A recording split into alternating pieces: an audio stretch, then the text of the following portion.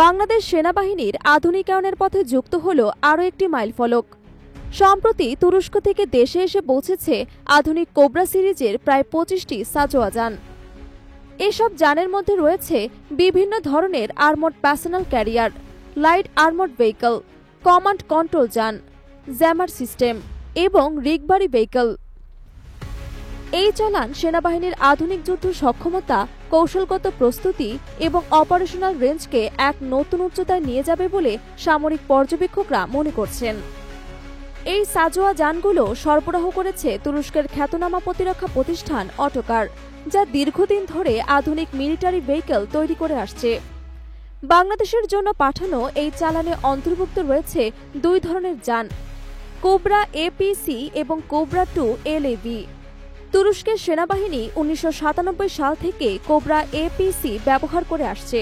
৪ চাকার এই যানটি উচ্চ গতিসম্পন্ন এবং অফরোড তথা দুর্গম এলাকায় দ্রুত চলাচলের জন্য অত্যন্ত উপযোগী।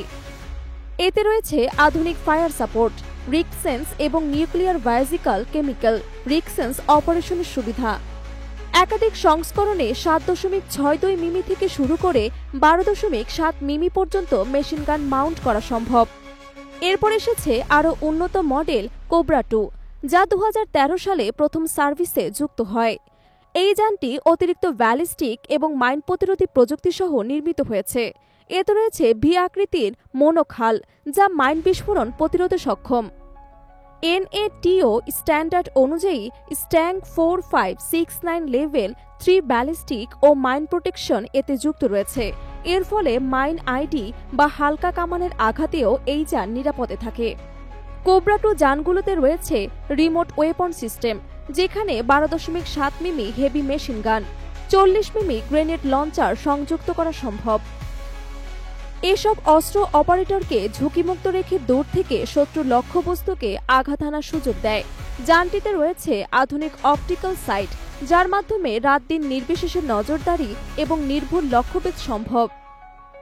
একটি কোবরা 2 যান একসঙ্গে ১০ জন যোদ্ধা পরিবহন করতে সক্ষম, যার মধ্যে চালক, কমান্ডার ছাড়াও ৮ জন সশস্ত্র সদস্য অন্তর্ভুক্ত থাকে।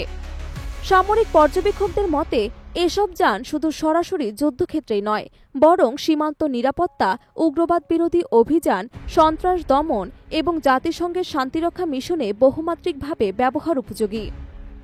বিশেষ করে পার্বত্য এলাকা, দুর্গম সীমান্ত বা সংঘাতপূর্ণ অঞ্চলে সেনা সদস্যদের দ্রুত মোতায়েন এবং নিরাপদে প্রত্যাহারে এই যানগুলো কার্যকর ভূমিকা রাখতে পারে। বাংলাদেশ সেনাবাহিনীর পক্ষ থেকে জানানো হয়েছে, এই যানগুলো ঢাকায় আসার পর প্রয়োজনীয় ট্রায়াল এবং টেস্টিং শেষে নির্দিষ্ট ডিভিশনে যুক্ত করা হবে। দেশের বিভিন্ন স্থানে প্রাসঙ্গিক অপারেশনের জন্য পর্যায়ক্রমে এই যানগুলো ব্যবহারে যুক্ত হবে।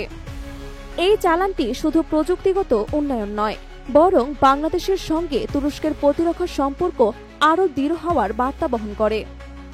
বিগত কয়েক বছর ধরেই দুই দেশের মধ্যে সামরিক প্রশিক্ষণ, প্রযুক্তি স্থানান্তর এবং যৌথ মহড়ার আয়োজন চলছে। বিশেষজ্ঞদের মতে ভবিষ্যতে বাংলাদেশ সেনাবাহিনীর জন্য আরও উন্নত সাজোয়া যান, সন্ত্রাস দমন যান এবং কমিউনিকেশন সাপোর্ট ভেহিকল সরবরাহের সম্ভাবনা রয়েছে। প্রতিরক্ষা বিশ্লেষকরা বলছেন, বর্তমান বৈশ্বিক এবং আঞ্চলিক নিরাপত্তা পরিস্থিতি বিবেচনায় বাংলাদেশের সেনাবাহিনীকে আরও প্রযুক্তি নির্ভর এবং দ্রুতগতিসম্পন্ন বাহিনীতে রূপান্তর করা জরুরি। সেই লক্ষ্যে এ ধরনের সাজোয়া যান সংগ্রহ কেবল বাহ্যিক প্রতিরক্ষা নয়, বরং অভ্যন্তরীণ নিরাপত্তার জন্য অত্যন্ত প্রয়োজনীয়। বিশেষ করে সন্ত্রাস বিরোধী অভিযান, জঙ্গি দমন এবং নিরাপত্তা হুমকি মোকাবিলায় এ যানগুলো সেনাবাহিনীকে দ্রুত প্রতিক্রিয়ার সক্ষমতা দেবে।